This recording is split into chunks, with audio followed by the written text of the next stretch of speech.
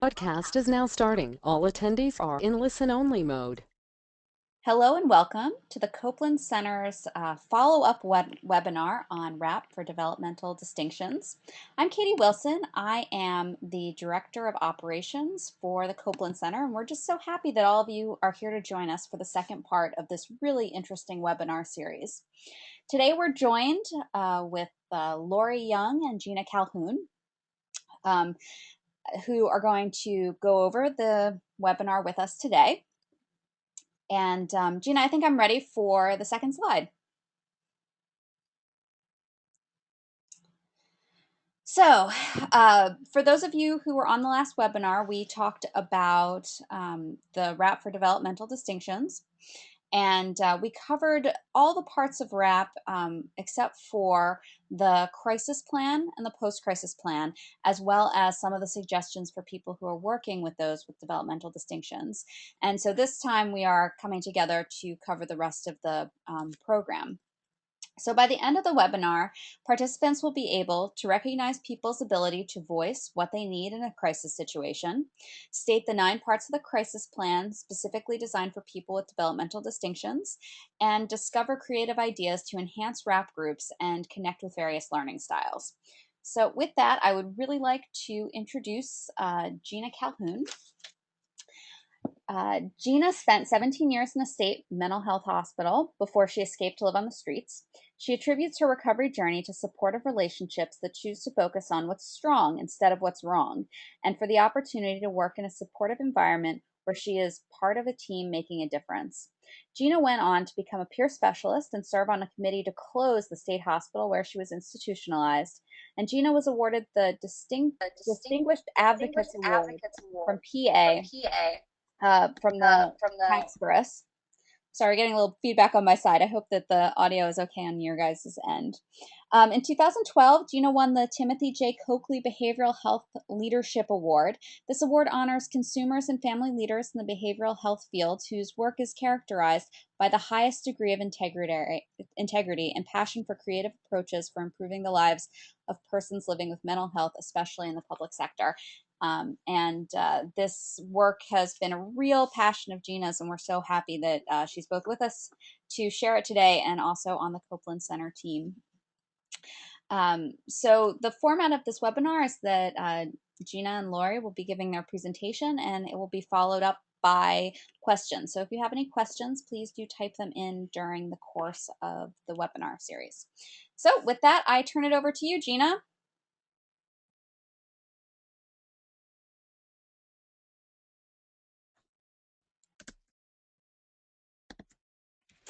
Thanks, Katie. So just a quick review of part 1 of this webinar, especially for those of you who were unable to join us last month. We have a new workbook.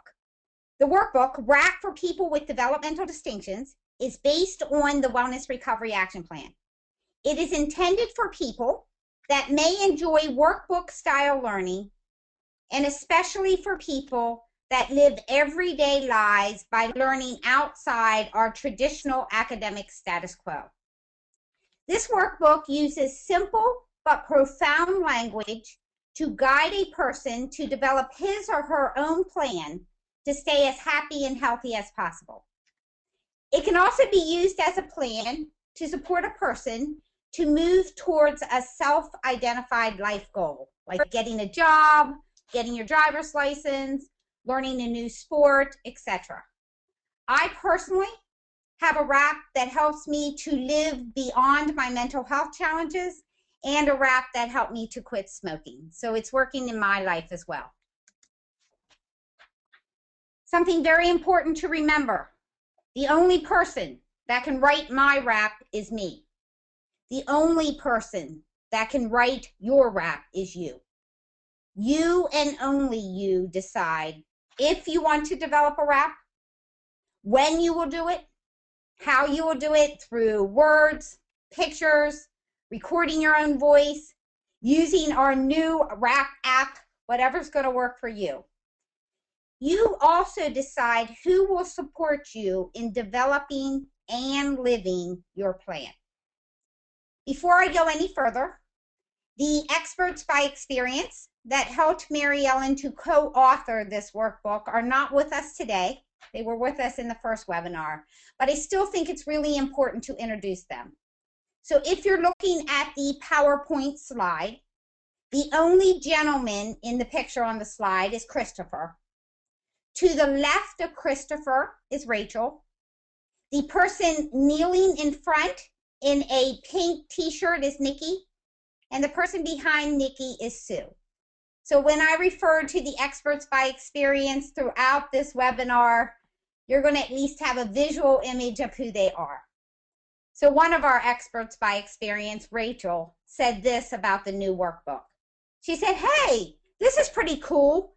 This book is all about a healthy, happy me, and I get to write my own healthy, happy story." Some pretty wise words. So if you take a look at the WRAP workbook for people with developmental distinctions and you open it up, you're going to notice there are 8 sections. The cornerstone of WRAP is what we call the Wellness Toolbox. This is a list of simple, safe, inexpensive, or free things a person identifies is good for their health and happiness. The Wellness Toolbox gives us ideas to use when developing the rest of our Wellness Recovery Action Plan. In the first webinar, we explored our vision of wellness by defining how I feel when I feel good. We talked about making a list of the things you need to do every day to keep feeling good, and a list of things we need or want to do sometimes. Also in the first webinar, we went over stressful events, also known as triggers, and action plans, early warning signs and action plans, when I feel really awful and action plans, and we emphasize that the action plans come from your Wellness Toolbox.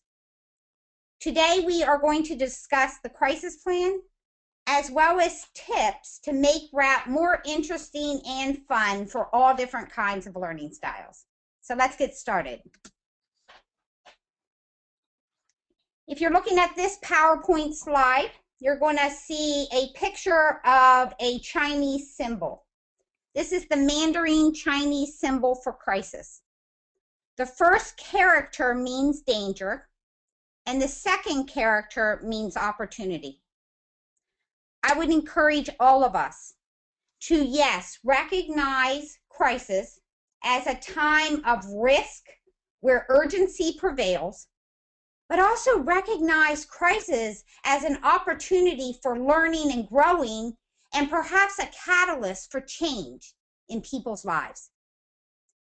You know, sometimes even when we are trying to stay healthy, happy, and well by living our WRAP, we may find ourselves in a crisis situation. During this most difficult time, you may need others to step in and take over for your care. The crisis plan lets your supporters know what you need to begin feeling better and better. It lets your supporters know what is going to help you and what does not help you. It is important to write a crisis plan carefully and when you're feeling good. Now, many people will ask someone they trust to help them write this section of the WRAP. As a supporter, you can offer suggestions and help think through things, but only the person decides what goes in their plan. If you are chosen by the person to help them write their crisis plan, this is a real opportunity to actively listen, explore, and learn about the person from the person's perspective. So there are 9 parts to the crisis plan. And I love the workbook because inside the workbook, there's an easy to use form that guides a person through developing a plan that's going to work for them.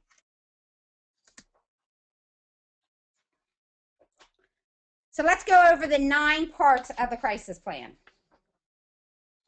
The 9 parts of the crisis plan for people with developmental distinctions follows the same structure as the crisis plan in our general WRAP. The language has been modified to simplify the process. And I could give examples of my own crisis plan, but I think for this webinar, I've gotten permission to give examples from the crisis plan that Rachel and Christopher developed for themselves. So I'll use some of my own examples and some of the examples from Christopher and Rachel. So part 1 of the crisis plan is called I Am Well When.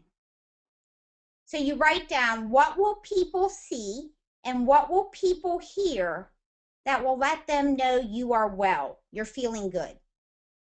Some examples from Rachel and Christopher. I move around a lot. I sing around the house and I hum in the car. I am up and ready to go places, and I like to be with people. Part 2 of the crisis plan is called I Need Help When. So what will your supporters see and what will your supporters hear that will let them know they need to step in and take care of you? Some examples. I talk about what hurts over and over and over again, and I don't stop talking about what hurts. I sleep more and take naps all day long. I lay on the couch and I won't get up. I get really upset and angry and I start to throw things. Part 3 of the crisis plan is called My Key Supporters. So the person gets to list the people in their life that they want to help them get through this really rough time that we're calling a crisis. And in the workbook, on the form, the person has a chance to list their key supporter's name, their phone number, and in one sentence, what that person does that's very, very helpful. It also gives a space where the person can name a leader of their support team. And I love Christopher, who's one of our experts by experience. He said, you know, it's going to be important for me to get all my supporters together and go over my plan with them. And we all thought that was a beautiful idea. Part 4 of the crisis plan is called My Medications and Doctors. This is a good place for the person to identify the doctors, the care coordinators, the therapists, and other professionals that they identify can be helpful in a crisis situation. The form also provides a space to list the medications the person takes and those that the individual states does not work for them. And again, this is the person's plan. If you're a key supporter, it is not your opportunity to try to persuade people. It's your opportunity to listen and learn from the person what's working and what's not working. Part 5 of the crisis plan is called Treatments and Programs. This part of the crisis plan lets the individual name the programs and services they prefer to be part of when they're in a crisis situation and why they are choosing each of those programs and services. And I found a little interesting tidbit. When I got together with the 4 experts by experience and we were going over treatments and programs, I noticed that about 45 to 50% of the programs that our experts were choosing to use when in a crisis situation were in the human service system or the medical system. The other 50 to 55% were actually in the community and through natural supports. I just thought that was really, really cool. Part 6 of the crisis plan is my absolute favorite part. And it's called Where is the Best Place for Me to Get Better? For many of us, even in a crisis situation, hospitalization is not the best option. In part 6 of the crisis plan, each person has the opportunity to work with their supporters on a plan where they can stay at home or in the community and still get the care they need. one of our experts by experience did a really nice job of advocating for all the reasons he needed to stay at home, even in a crisis situation. He even recognized how important self-advocacy was, and he enlisted the support of his mom, his brother, his friend, and his favorite care worker to take turns being with him 24/7 in his home if he would encounter a crisis. I thought that was just totally brilliant. Part 7 of the crisis plan is then, should hospitalization become necessary, which hospitals would work for you and which hospitals are not good for you and why. Now we're going to go to part 8 of the crisis plan. If you want to look at the picture on this slide, you'll get my attempt at humor. Part 8 of the crisis plan is help from others. It's actually help from others. And part 8 of the crisis plan is divided into 3 subsections. The first subsection is when your supporters are with you, what can they do that will help you feel better? Play cards, watch a movie with me, read a good book with me, give me a hug, or don't touch me at all. So when they're with you in a relationship, what's going to be helpful? The second subsection of part 8 is you have the opportunity on the form to list any jobs, chores, or tasks you need your supporters to do for you so that you can really focus on getting better, getting yourself out of a crisis and back to a good space. So you have a chance on the form to identify the job or task, to identify a supporter who is willing to take over that responsibility, and then to give any special instructions. For example, work is very, very important to my wellness. If I would find myself in a crisis situation, I would need someone to call my employer. So then I would choose someone who I have named in my crisis plan as a gentleman named Scott. He's a key supporter. And then in the special instructions, I've actually written him a script of exactly what I want him to tell my boss. For many of us, we have pets. So let's say I have a cat, Frisky. And while I'm taking care of my wellness, I'm going to need somebody to take over responsibility for Frisky. So I've named Laura as my key supporter. Now, Frisky is a healthy cat, but she does have diabetes. So she takes a special medication and eats certain foods. I've written those down in the special instructions.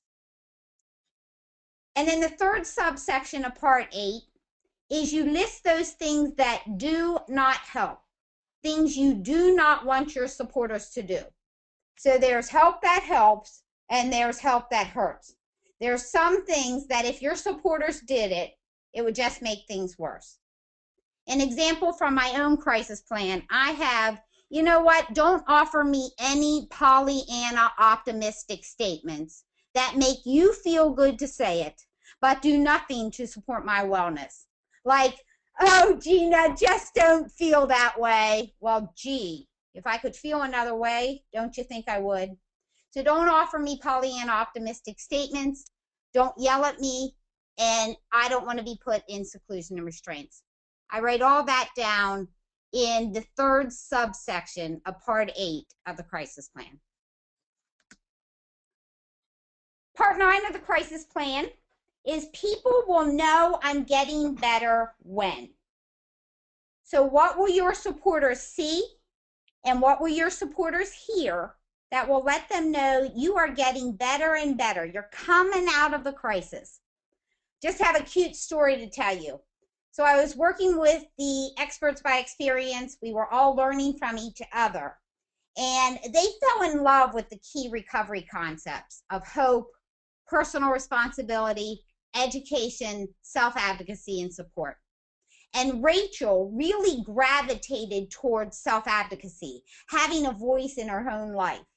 So when we got to part 9 of the crisis plan, and I asked the question, you know, what will your supporters see and hear that will let them know you're coming out of the crisis. Rachel looked at me and she said, Gina, you keep talking about self-advocacy and having a voice. I'll just tell them I'm getting better. Some other examples from our experts by experience. I will move more and be ready to get out of the house and go. I will want to go out to eat at my favorite restaurant. I will care more about the activities I'm involved in, and I will care more about staying clean on a daily basis. Now, I learned so much from this group of 4 experts, and one of the things I learned that I want to emphasize here is they were pretty clear with me that they did not want to end the crisis plan without touching back to wellness. So after part 9 of the crisis plan, there's a question. When you are starting to feel better and better, how do you want to celebrate wellness, and who do you want to celebrate with? And then at the very end of the form, in the WRAP workbook for people with developmental distinctions, at the very end of the crisis plan form is this statement. Please remember to thank all the people who support you. And then you have a space where you can write down ideas for how you could thank people using your own abilities.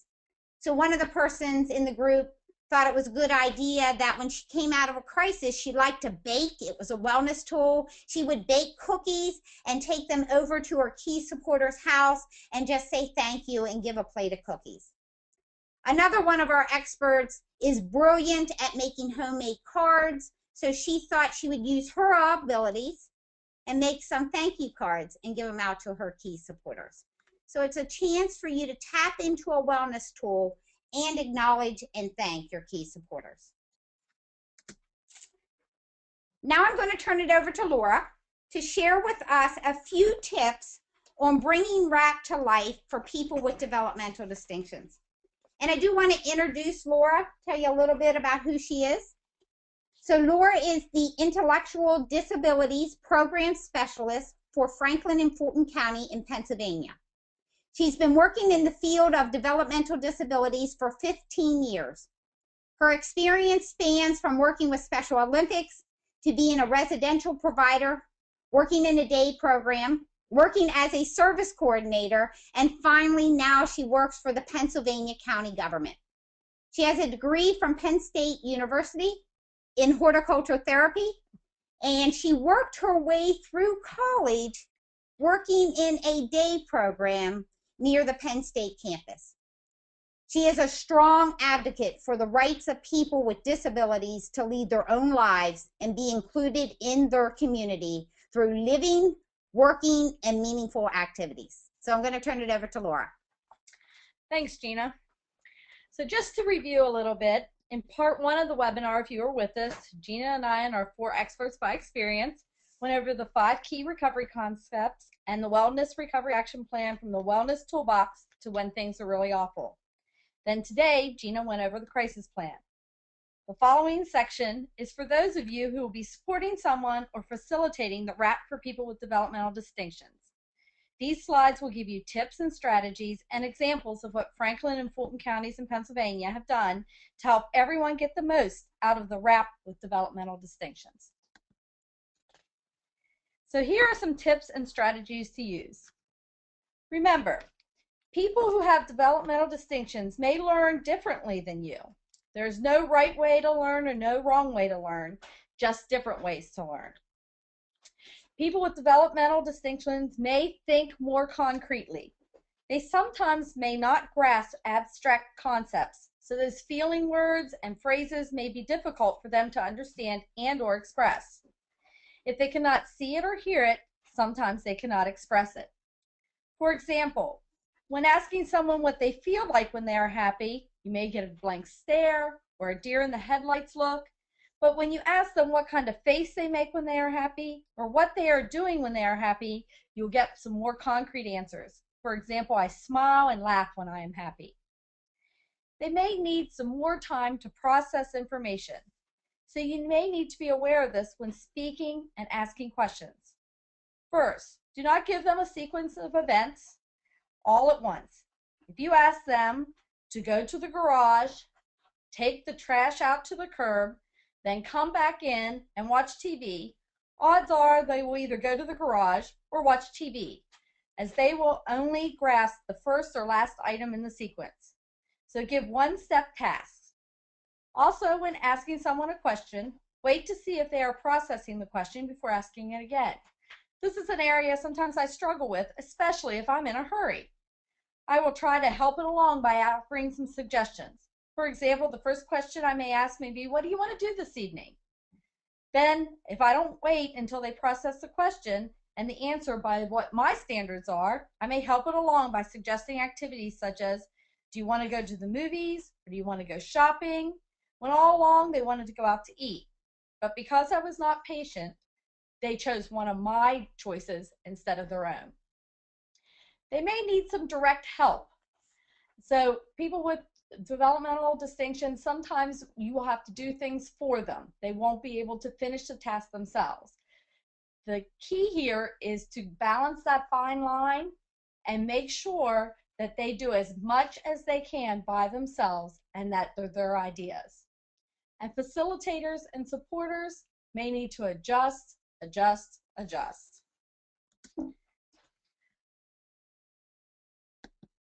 First, we're going to talk about adjusting the environment. Let's talk about the room. Is the room you're using welcoming? Is it set up as a school setting with a desk in the front of the room and rows of desks facing it? Make sure that the room is set up in a circle or a square so everyone is on equal footing. If you are supporting someone in their RAP one-on-one, make sure it's not like a parent-child format. Sit in a living room across from each other. Don't stand looking over their shoulder or stand while they are sitting. Make it all at eye level. Temperature and lighting can also be important. Ask if anyone has a preference for brighter lights or warmer temperatures, for example. It may take some compromise to make sure that everyone is comfortable. The schedule may need adjusted. In Franklin and Fulton counties in Pennsylvania, we did our RAP session for people with developmental distinctions. We changed the schedule to 10 weeks instead of 8, meeting once a week for 2 hours each time. Taking into consideration that it may take longer for us to finish the RAP, but we also realize that they cannot stay for more than about 2 hours without losing interest. And the agenda itself may need adjusted. Again, in my county, we found that we had to make sure that the breaks in the agenda matched the breaks for the rest of the day program we were having the RAP group in. This is so people could still have their social time with their peers. That social time was very important to the people in our RAP group. We quickly discovered that if we told our RAP group they were going to miss their break with their peers, we would not have anyone sign up for RAP. So we also made our activities shorter and had more of them to make sure we retained everyone's interest in the project. And lastly, the group size. We found that big groups of people can be very intimidating, whether you have a developmental distinction or not. Sometimes people don't want to share in those big groups. So we decided that a group size of about 8 to 10 people so everybody could share and engage would be optimal for us. This slide is more for facilitators of RAP, but supporters can grasp some useful information from it too. Wording. Some use people first language, which is putting the person before the disability. For example, instead of saying that Down syndrome girl likes gardening, you would change that to Lori, who has Down syndrome, likes gardening. In the second example, I put myself first. I made sure the main noun in the sentence was the person, not the disability. Besides people first language, we already talked about using simple and concrete sentences, giving one-step direction, and for goodness sake, lose all the jargon. We as professionals in the human services field have enough trouble with all the acronyms and jargon that we use, so just don't use it at all. How you speak is also important. You are not staff. You are not the parent, and you are not an authority figure. You are the supporter or the facilitator. One of the people in our RAP group asked what a facilitator was. And we explained that we were just part of the group like everyone else, and we were all equal, and we were just the guides to guide them through the RAP process. His comment then was, then everybody in this group is a supervisor, right? I said, if If I was a supervisor, then everybody in the group was a supervisor. So everyone in our group decided they were supervisors of our rap group. As a supporter or facilitator, be empathetic and listen. Listening is the most important aspect of rap supporters. Remember though, you cannot tell someone what to put in the rap or what to leave out. Only they can write the rap, just like only you can write your rap. Consider alternate media formats. Some people learn visually, some learn by hearing, and some learn by doing. Most people who learn differently, or adults in general, learn by doing. I always tell the story. My youngest daughter went to 4th grade, and I got a call from her teacher, and she said, I just don't understand it. Danny just can't get the hang of long division. She's very smart, but I keep showing her and telling her and telling her, but she just doesn't seem to get it. She's just not paying attention, or she's not listening. Knowing that my daughter is very much a kinesthetic learner or learns by doing, I said, did you sit down and let her do it? The teacher just looked at me with that blank stare look. I then explained that I knew she had 35 kids in the class and couldn't sit down with my daughter and go through long division step by step of having her do it, to send the worksheets home and I would help her. My daughter and I sat down after completing 1 row of problems where I told her what to do and why, and she actually did it. She had the hang of long division. So you need to remember that people respond differently to different kinds of formats. Some people are very artistic and can draw, or they want to paint, or whatever, some kind of artistic format. Some people respond to music, so their music may be the format that they want to express themselves. You need to use all the senses when you're trying to adjust how you're going to facilitate. Be aware of other assistive technology, especially for communication. There are different kinds of assistive technology, like the Picture Exchange Communication System, or PECS, sign language, just using pictures. Some people have iPads with apps that speak for them, or tablets that speak for them, and then there are just the standard communication devices. Well, I know everybody's not going to be fluent in sign language, and I know that not everybody who is going to use a RAP will have one of these assistive technologies. Facilitators should still be aware that they exist. Adjust the activities. Activities are an important part of understanding. With activities, people learn how to incorporate what you're explaining to them and how to apply it to the rap. So we may have to adjust those activities. You may have to put more emphasis on activities that let people do something rather than reading or writing. Some people cannot read, and this is embarrassing for them, and the same is true with writing. So they're not going to engage if they're forced to read or write. So if we put more emphasis on those activities that they can do, it's more engaging for the person. Use more stories and examples. The workbook is set up with examples from experts by experience, and these are invaluable. These examples and your own stories from your own rap will keep people engaged and encourages them to share also. Use activities with active participation. Get up and move, or encourage the class to participate in the activity. But remember, not to ever force a person to participate. And use your creativity. This is not my strong suit, which is why I chose a co-facilitator who is very creative. Kristen Fisher is my co-facilitator in Franklin and Fulton counties, and she is the creative mastermind behind the examples that I'm going to give you next. How we have adjusted here in Franklin and Fulton counties. We adjusted our RAP for people with developmental distinctions so we could better support our group and allow all of us to be able to write a RAP that works for each of us. First, we decided that the families and professionals would be better able to support a person with a RAP if they understood what a RAP was.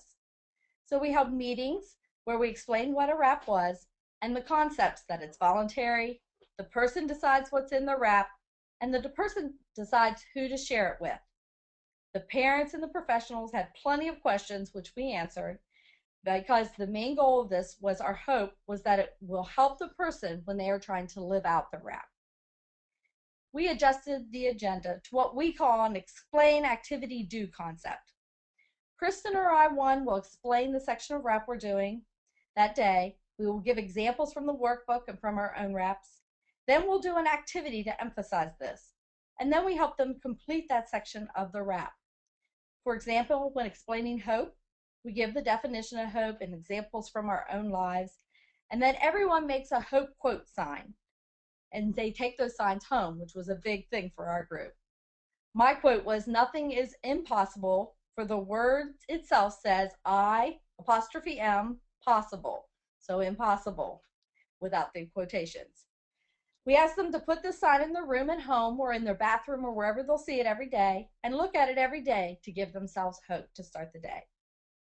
We also decided that while many of the people in the group want to take the wrap with them, they did not want to carry the workbook around, or it's inconvenient to carry it in some of the places they go to. So while we're using the wrap workbook, we are also each making a duct tape wrap wallet. This wallet will hold the sections of the wrap from the wellness toolbox to when things are really awful. The crisis plan will be in the workbook. This ties into that next bullet point in using color-coded cards. We are using different colors of 4x6 index cards for each section of the wrap plan. The cards will have the words, pictures, drawings, or whatever the person decides to use for each section, and then can be put in their wrap wallet so they can carry it in their pocket and carry it around with them. We are also using activities that they can take home, as this will reinforce the section or the key recovery concept until the next session. The hope quote sign is an example of this, as well as the wrap wallet, which they are actually calling their wellness wallets. Of the 8 people who are participating in our first group, only 2 can read or write. So as a result, we have decided not to rely on reading or PowerPoint slides, and we use more interactive involvement instead. We may role play, have active discussions, or active activities. For example, the Wellness Toolbox activity is a game where we throw a beach ball around, and when you catch it, you have to name a wellness tool. As with all of our activities, no one is forced to participate, so if they cannot name a wellness tool or choose not to, they can just throw the beach ball to another person. We also offered everyone in the group the option to have one of us write the list of items on one side of their card, so if they choose to share the wrap with someone, the supporter can also understand it. For example, my things to do sometimes list may have a picture of 2 little girls, a picture of a beach, and people at a restaurant. On the back of the card would be a written list of playing with my granddaughters, vacationing at the beach, and eating out. This will make it easier for the supporter to understand what is on the list, so they don't have to guess. Again, this is offered to everyone in our group, but it is the person's decision whether or not they want to do this. Using the workbook will be a big help for our group, as it gives people examples and a place to fill out each section of wrap in the book. It can also be used with pictures or drawings or pictures cut out of a magazine and pasted in. One way we have used pictures is we decided to use photos of ourselves for our wrap section, what I look like when I feel good. We have someone who came in and takes their picture of what they look like when they feel good. We print out the copies right there, and they will each get 2 copies of these pictures of when they feel good, one for in their workbook and one for in their wallet. The bottom line is use your creativity to adjust the wrap to meet the needs of the diverse and unique learning styles in your class. Now, Katie will discuss how you can support or facilitate a wrap for people who have developmental distinctions. Thank you so much, Gina and Laura. This was really a great presentation. If you guys could please mute yourself, that would be great. Thank you. I'm not sure which one we are. The one that has I screen sharing. Yeah. Thanks. Okay. To continue on with this.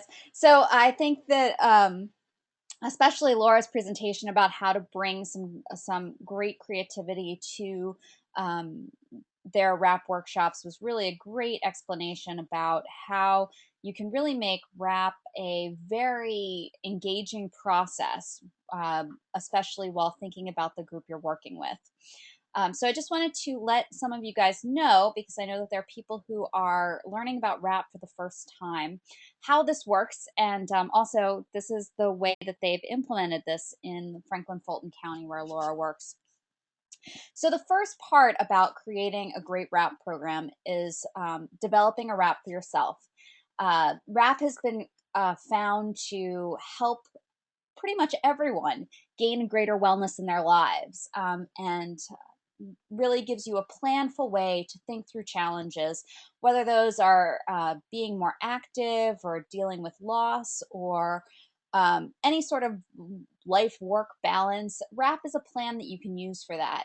And this is really important if you plan to help people with their RAPs or facilitate groups, because bringing that knowledge and the ethics and values that we really place around RAP is what gives you the legitimacy that really engages others, and also the place from where to start thinking about the creativity and the things that like Laura described, that they do in their groups. Really, that is very difficult without having a RAP of your own. And as number 2 says, using the plan as much as you can. But really just starting with one place and working from there. We find that for most people, RAP really starts to integrate into many parts of their lives, and with anything that you have a goal with, people start using it for it, because it really is a great plan that works well with those sorts of things. Now, if you're planning on using this regularly with people you work with, it's highly recommended that you take the 5-day RAP facilitator training. This provides you with the information and methods that we use to make RAP a really powerful experience. And it will give you the tools you need to really make the program as good as possible. As you may have heard from Laura talking about, when she's working, she uses a co-facilitator, which is one of the things that around RAP that is part of our evidence-based practice, is to co-facilitate RAP. And creating that sort of relationship really gives you not just the material to create a plan, but also gets to demonstrate a relationship based in a different way than other people may base their relationships. So these 3 things are really the best way to implement RAP with in your organization and to work with others. So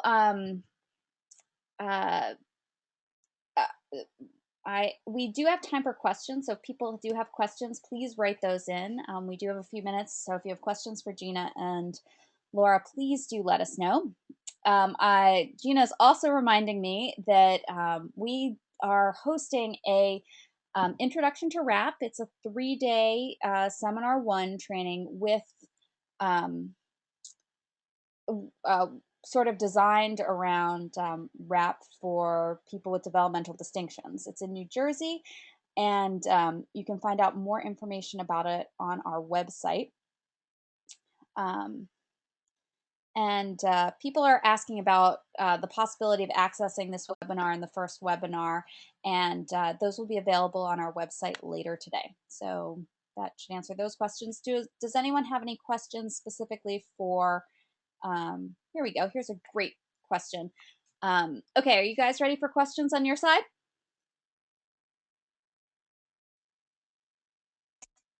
Yes. Yes. Okay. We had to unmute ourselves. Perfect. Here's our first question. Is from Amanda. What are examples of some of the other group activities you've used? You want to go first? You go ahead. Some of the things I've used when I worked with our 4 experts by experience, and I'll just give you one example, is people were having a really difficult time distinguishing between stressful events, stuff that happens to you, that you see happening, that you hear about, that causes you to feel more intensely or bigger than you want to feel, and early warning signs. Those very first signs that let you know that things are just not quite right. So what we did was we got these big plastic balls that you could actually open up and put things in the middle. And we showed them that anything coming from the outside that you could write on the ball would be a trigger, such as my mom yelling at me, or getting being late for work, you could write that on the outside. That would be a trigger, and they got to decorate their own balls by putting all their stressful events and triggers on the outside.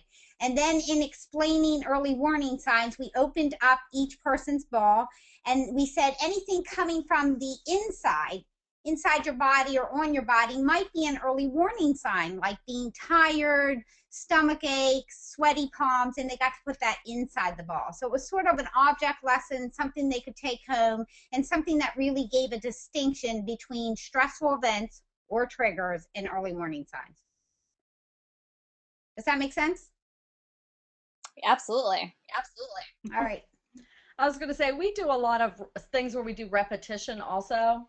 So, you know, like the hope quote sign, we told them to take it home, look at it every day.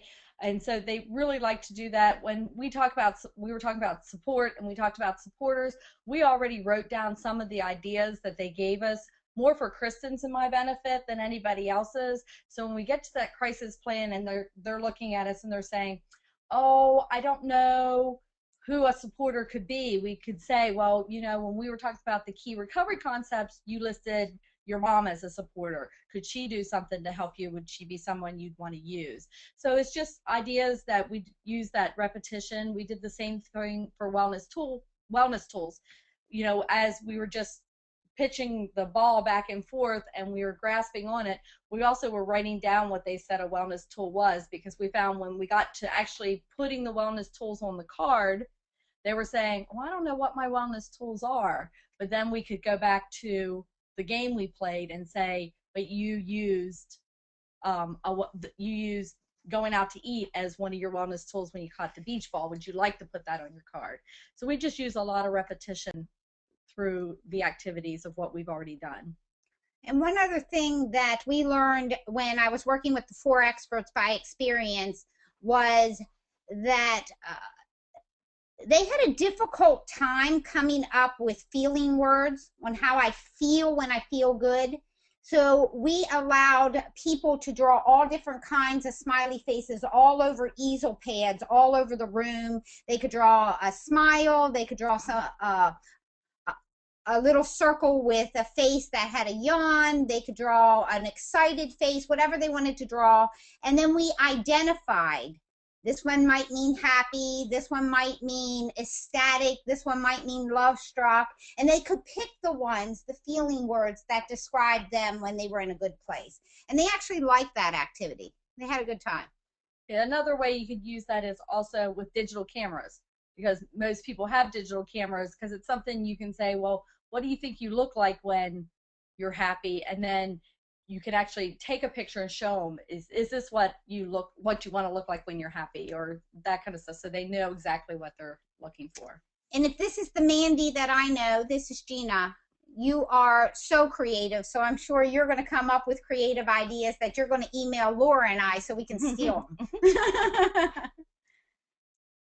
Thanks, you guys. There's also a follow-up question to this, which is, are all the activities listed in the workbook?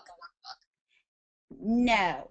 There is a last chapter to the workbook itself, and it's called Tips for Supporters. And it does give you some creative activities, but many of the ones that Laura and I we used because we got to know the people in our groups, and they were able to share with us what was going to work and what wasn't going to work. So we had to really get to know the people in our group and really just try to be as flexible as possible until we could find something that worked for everyone, including Laura and I. Yeah. But there is the last chapter of the workbook is Tips for Supporters, and it offers good suggestions as well. Yeah, great. Thanks, you guys. I was going to say, we're working on, Gina and I and Kristen and some other people are all working on some curriculum that we're hoping to put a lot of these activities down as activities that they can use. But that's just in the beginning stages, so it'll be a while before that comes out. And if you are a RAP facilitator and you happen to be doing groups with people that have developmental distinctions, and you have ideas, please email myself or Laura or Katie so that we can gather ideas from the experts actually doing the work on the field, in the field. Great. I'm sure people will be very happy to see this new thing you're working on. Give them just a great resource. So I do have another question here from Kimberly. She asks, can a wrap be notarized to make it a legal document? Okay. This question came up the other day, and so I'm going to be just straightforward. And I think you're talking about the crisis plan within WRAP, not the entire WRAP itself. Many states do have what's called mental health advanced directives. Depending on which state you are, they have different conditions for those advanced directives, so you want to know the legality in your own state. I know in the state where I live, which is Pennsylvania, you can write we call it a mental health advanced directive or an advanced directive on any type of document that's going to work for you. And if you sign and date it, saying that you're writing this of your own free will while you have capacity, and you have 2 witnesses sign and date it, it is a legal document. Many people do tend to use the form for the crisis plan in WRAP as their advanced directives.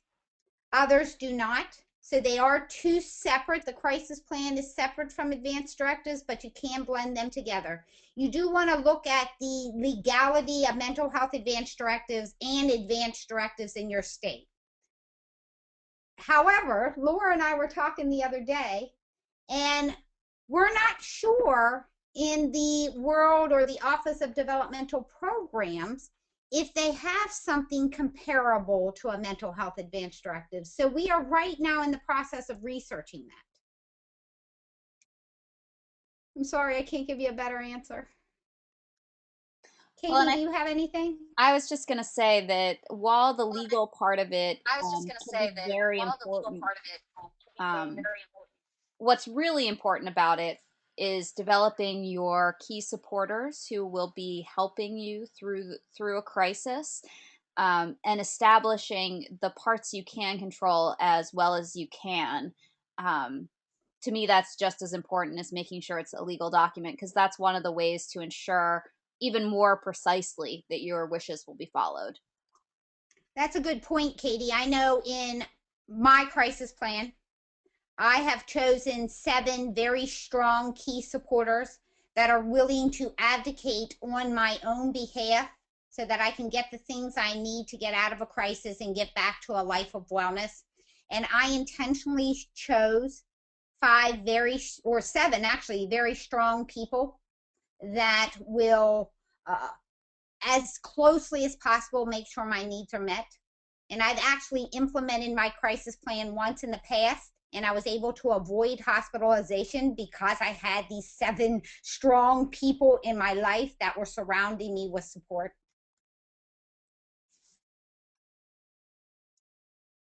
Great. Well, we have time for additional questions if anyone has any other things they'd like to ask.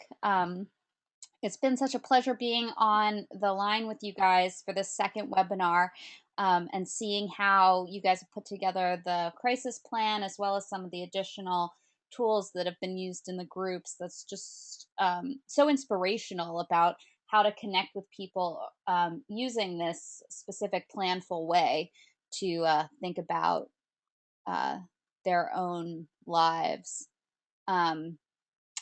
So I have someone who'd like to ask a question out loud, and it looks like I can unmute her. Cool. So let me just, hold on. Oh, wait. Oh, sorry. Oh, yeah, here we go. So let's see if I can make this happen. Hi, Christina. Can you hear us? Christina, do you have a question for us? Yes. Is the 5-day WRAP facilitator training different for people with developmental distinctions? Or is it the same? That's a great question, Christina. I think the first step was for the Copeland Center and some experts by experience to support Mary Ellen in co-authoring the WRAP workbook. And the next step is to really take a look at curriculum and seeing if we need to enhance the curriculum or if we can keep the curriculum pretty much the same as far as the agenda of items go, but just change the discussion when we're actually in the classroom itself. So we're not sure right now. We're at the beginning stages of developing curriculum. But Christina, if you have any ideas, Laura and I would be honored if you would email us your ideas, because we need the entire RAP community surrounding us with their expertise and experience to make this doable and the best it can be. Yeah, I was going to say, I do know that both in New Jersey, and which is just a seminar one, and I know Philadelphia is also looking at that, trying what the facilitator's course is going to look like for people with developmental distinctions. So yeah, I should mention, and I'm not sure if anyone's from Philly, so a lady named Dinah is also a leader in helping us to think about a very inclusive curriculum. A curriculum where people that learn very differently may be described as having developmental distinctions, and people that learn within our status quo and maybe staff members can all come together, and everyone can be developing a RAP for themselves, and everyone can be really experiencing what it's like to become a facilitator.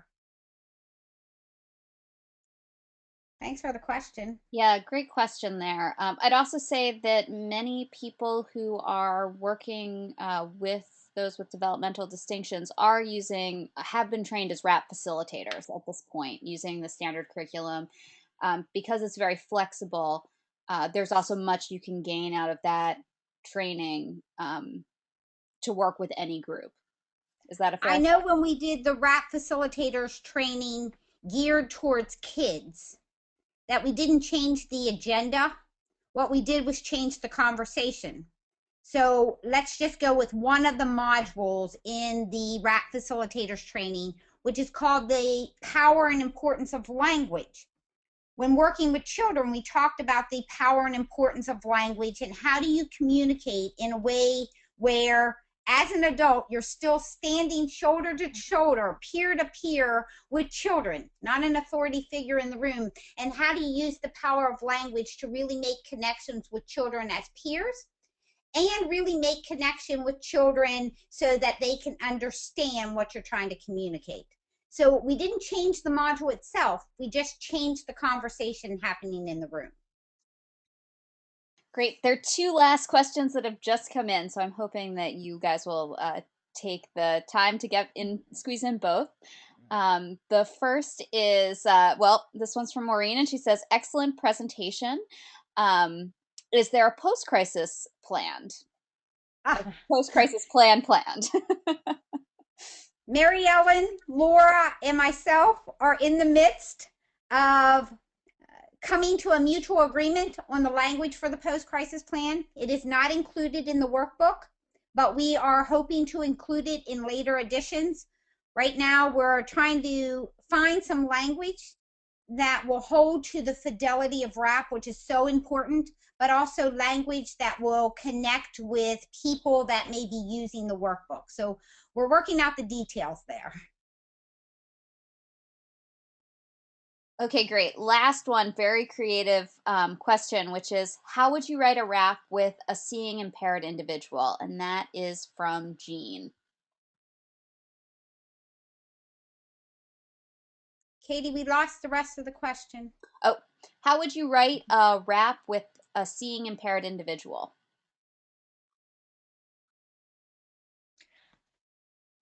I was going to say, with someone who has some sort of visual impairment, you can do an auditory RAP where you can record the sections. They can record the lists of their voice, so they have that voice recording. So if they do use Braille, and there's a Braille machine available, you could actually do it in Braille. But for the most part, at least what we found is people with visual impairments would like an audio recording. Great. Well, I think that helps answer that question. So we are just at the end of our time here. Thank you all so much for joining us today. It's wonderful to have you on the line and for you guys to be thinking about RAP for individuals with developmental distinctions. And thanks so much. Please do check our website for the updates from this webinar and the last webinar and information on our next training that will be coming up in May. And thanks so much for joining us.